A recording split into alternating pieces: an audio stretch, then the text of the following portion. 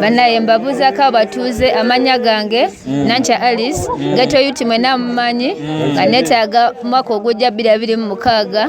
ekisanja ekijja njagala munnonde ku bwa kansala Elosifiri njagala okukyukirira aba Ghetto Yute mwena mwishema abatukola ki Ghetto esobola aba Ghetto mwena okulaga nti no tulina essuubi abaana ba Ghetto fa balina olaga abantu kye tukola ki banyomanya abaana bali mu Ghetto ne tuli educated tulina obwongo ate tutegerera n'abasinga omuyimbi omu yagamba omugenzi emitembe egigumira ekibira so it's our turn tusobole okubanga tugumiza ekibira bantu bangi bayisaamu Ghetto amaaso balabanga abatalina kyemugira Ghetto zino muna kyemugatta ku ggwanga Ghetto tulina tugatta ku ggwanga nasonga tulina tuyamba kuki ku bantu ba bulijjo tusobola okuyambako abantu bafunira emirimu obatasaako mu bizibu ebimu n'okolaganira wamu n'abantu okubeera obumu n'abantu okusobola okukola ki lwaki osazeewo okujja ku LC3 nganda si wala nnyeeyo kansala lwaki nsazeewo okujja ku LC3 asinga mulabanga ewala naye koza abantu bandaba nti nonkola ki semaanyi gange naye bantu basazeewo nkole ki bantu basazeewo gye abantu ba Ghetto balabye nga nsobola okukola kyabasinga bonna bagamba oli mwana muto naye siri muto nsobola okuba nga ndi muto in size n'emyaka naye nga obwongo bwange bukola ki campaign tuzitandise kati bammeni kansala LC3 kaleerwe si bwe kiri owaye bikyamu kibi oba byolaba obukulembeze obuliko beebadde bikola nga gweyagala kujja okyuseemu nze benjagala okyusamu okusooka education abaana baffe education tekola kisi nnungi abaana beetaaga okuba nga bali ku ssomero abaana baffe abato tulina obbawa emisingi n'abalala beetaaga okuba nga bakola then w'osoma oba olina ekiddako n'okwagaza abaana okuba nga baagala osoma abaana tulina obwagaza okusoma kubanga oba tosomye embeera tegenda beera nnungi mu ggwanga naye nga n'abatasomye tulina obagattako ekirala tulina oteekawo vocations ez'enjawulo okuyambako kuba batasobodde kukola ki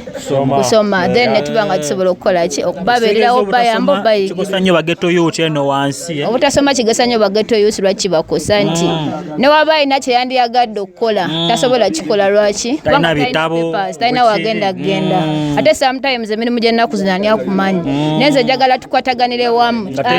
ate asoma neyasoma nga asobola okuba bulungi kosi tulina ne common sense yasinga nti amagezi amazaale ge galina okulembera muki mu buli kyo osobola okuba nga toli educated naye ng'olina amagezi amazaale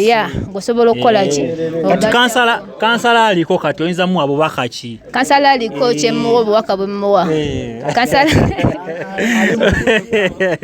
aliko abeera alina okuba nga ali mu kutya kozi omwana ajja mwana wa Ghetto ate mwana ali simple kakati kakubuzeemu kano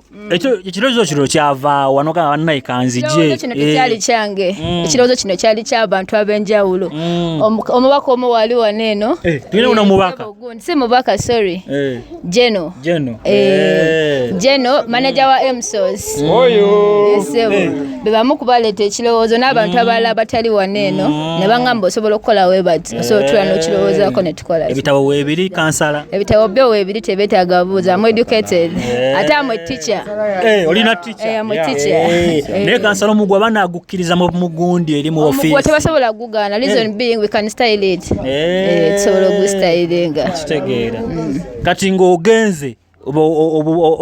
olidde biki byogenda osooka okyusa njagala osooka okyusa mu Ghetto nagamba ekyensookerako ebeera education n'embeera gye tulimu embeera n'ekirala abasirikale abakwata abantu kozi abakwata kalero tebalina kukwata wano abakwata kalero si baawo wano